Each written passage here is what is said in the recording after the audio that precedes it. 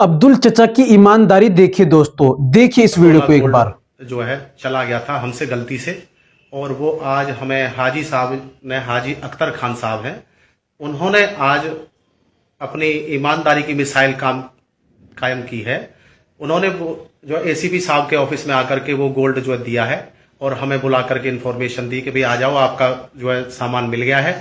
तो हम यहाँ वो अपना गोल्ड लेने के लिए आए हुए हैं। सब खड़े हो जाए, बता दे पूरा मामला क्या है आपके साथ, आपको कैसे मिला ये सोना, क्योंकि बता रहे हैं काफी पुरानी घटना है वैसे सोना मिला और आप वापस करने जा रहे हो। हाँ, मेरे में अपने परिवार बताया, वो सब सहमत हुए इस चीज से कि हमें खुशी है कि किसी का सामान वापस दिया जाए, हम इसको नहीं रख सकते।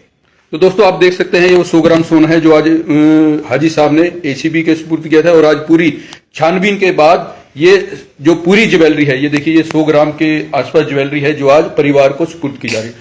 एक सच्चा मुसलमान अमानत में खयानत नहीं कर सकता, किसी दूसरे का माल नहीं खा सकता। और इस वीडियो को खासकर उन दोस्तों को दिखाए, उन भाई को दिखाए जो लोग अपने भाई का ही माल खा जाते हैं। एक सच्चा मुसलमान अमानत में खयानत नहीं कर सकता, और यही दीन इस्लाम की तालीम है। आप क्या कहना चाहेंगे, वीडियो को जरूर शेयर कीजिएगा।